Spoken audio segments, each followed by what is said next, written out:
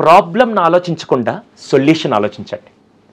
మన మైండ్ ఏం చేస్తుందంటే నాకు కష్టాలు వస్తున్నాయి, నాకే ఎందుకు ఇలా జరగద్దు, నా బతుకే ఎందుకు ఇలా అవ్వద్దు, నేను వెళ్ళినప్పుడే కరెంట్ పోద్ది, నేను వెళ్ళినప్పుడే గ్రీన్ సిగ్నల్ కాస్త రెడ్ అవ్వద్ది, నేను వెళ్ళినప్పుడే టీవీలో మ్యాచ్ అరే నువ్వు వెళ్ళినప్పుడు అది నార్మల్ జరుగుతుంది. కానీ నువ్వేం చేస్తున్నావు అంటే ఎస్ అక్కడ నువ్వు చేయాల్సిందంటే కరెంట్ పోయింది, ఓకే ఇప్పుడు మ్యాచ్ చూడండి, మళ్ళీ రీప్లేలో చూస్తా.